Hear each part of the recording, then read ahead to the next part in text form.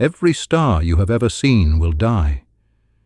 Every black hole that ever swallowed a sun will one day boil away into nothing, and the universe will spend the rest of forever as cold, empty darkness. That is not science fiction.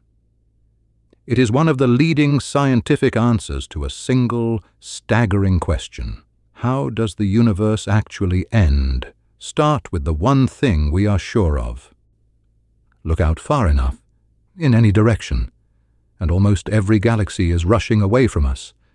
That much has been known for nearly a century. But here is the strange part, the part that rewrote modern cosmology. That retreat is not slowing down, the way gravity should make it slow down. It is speeding up. The expansion of the universe is accelerating, and that discovery, made by measuring exploding stars in distant galaxies in the late 1990s, was so unexpected that it eventually won a Nobel Prize. Something is pushing the cosmos apart faster and faster, working against all the gravity of every galaxy combined. We do not yet know what that something actually is, so we gave it a placeholder name. We call it dark energy. And how dark energy behaves over the next forever turns out to decide everything, run that acceleration forward, far into the future, and a quiet, relentless picture emerges. Galaxies beyond our own neighborhood drift past the horizon, their light stretched out and dimmed until it simply fades from view. One by one, the lights go out across the sky. Given enough time, a civilization could look up and see almost nothing at all beyond its own island of stars. But the stars themselves do not last either. We tend to think of stars as permanent, the fixed points of the night sky. They are not. Stars are not eternal furnaces. They burn through their fuel and they end, and crucially, the galaxy cannot make new ones forever. Every new star is built from clouds of gas, and those clouds are a finite resource. They are being used up and never fully replaced. Run the bookkeeping forward and the supply runs out. Astrophysicists who have modeled this in careful detail estimate that the last new stars will ignite roughly 100 trillion years from now. To put that in perspective, the universe today is not even 14 billion years old. We are living in the tiniest opening sliver of cosmic history, the rare era when the lights are still on. After that final generation of stars burns out, there are no more sunrises anywhere. The age of starlight closes for good. What comes next has a fittingly bleak name. Astronomers call it the Degenerate Era. The sky belongs to the corpses of stars.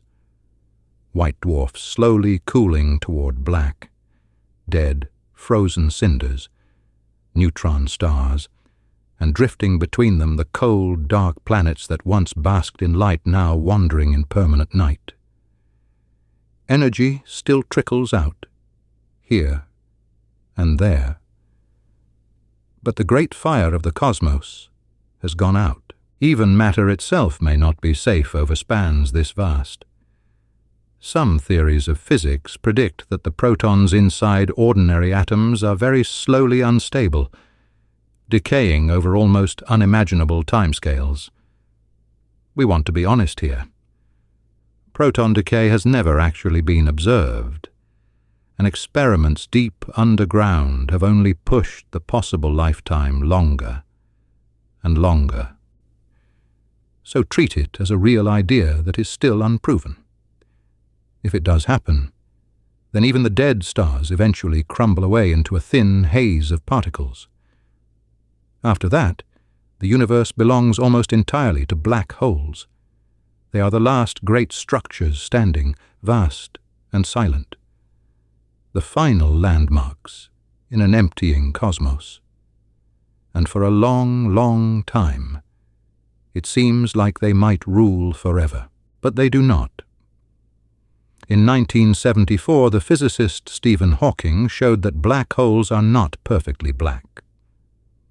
Thanks to the strange rules of quantum mechanics, they very slowly leak energy, a faint glow now known as Hawking radiation. And if a black hole radiates energy, it loses mass.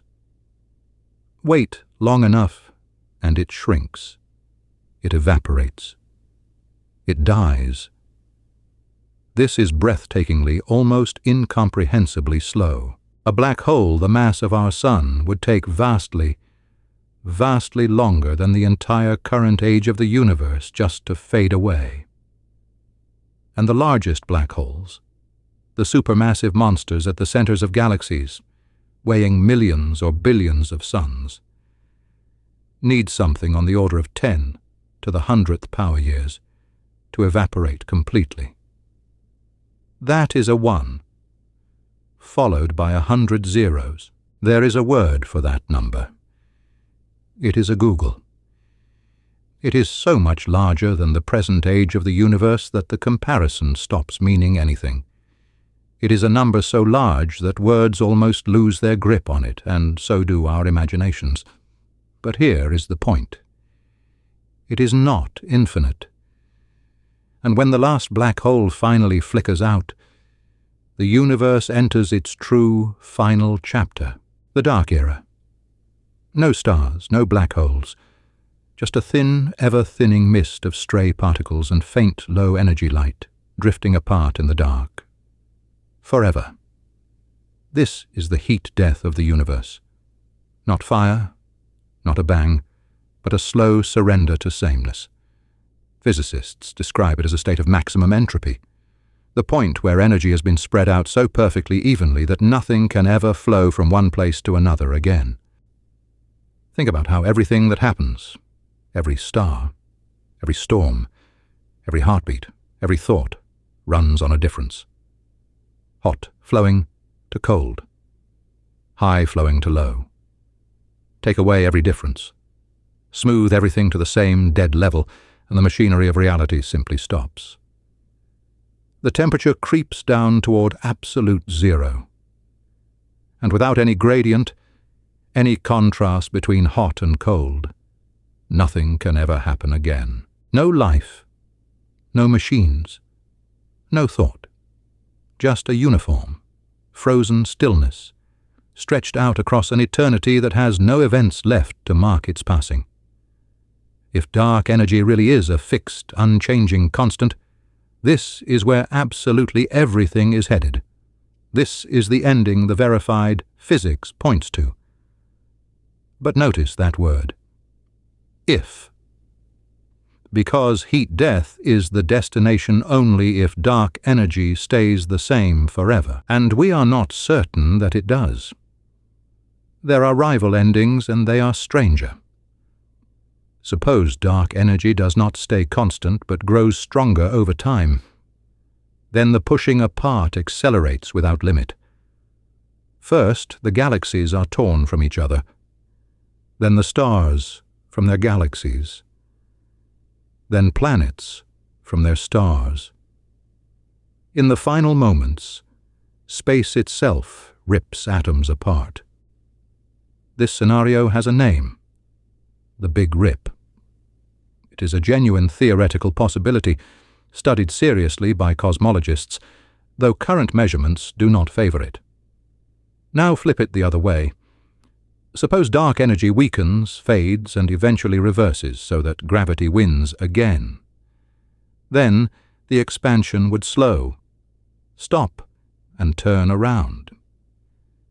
The universe would fall back inward, galaxies rushing together, everything collapsing toward a single searing point, the Big Crunch.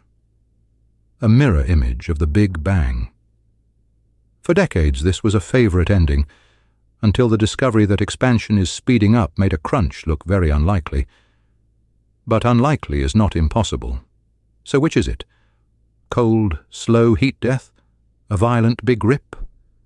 A fiery Big Crunch? For years, most cosmologists leaned firmly toward heat death. assuming dark energy was a true constant. And then the data did something unexpected. A massive international survey called DESI, the Dark Energy Spectroscopic Instrument, has been mapping the positions of millions of galaxies, building the largest three-dimensional map of the cosmos ever made.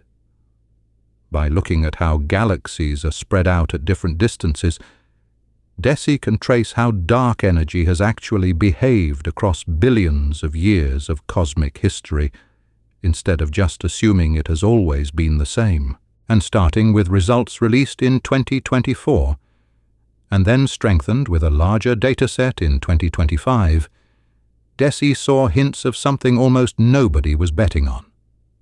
The standard picture assumes dark energy is a perfect constant. DESI's maps suggest it may not be a constant after all. They hint that dark energy may have been a little stronger in the past, and that it may be slowly weakening over time. We have to be careful and honest about how strong this is. These are hints, not proof. When researchers combine DESI's maps with other surveys, the evidence for changing dark energy lands somewhere around 3 to 4 standard deviations, depending on which datasets they include. That is intriguing. It is enough to make physicists sit up. But it is not yet the gold standard certainty that would settle the question, and other explanations have not been ruled out. Still, think about what it means if it holds up. The fate of absolutely everything.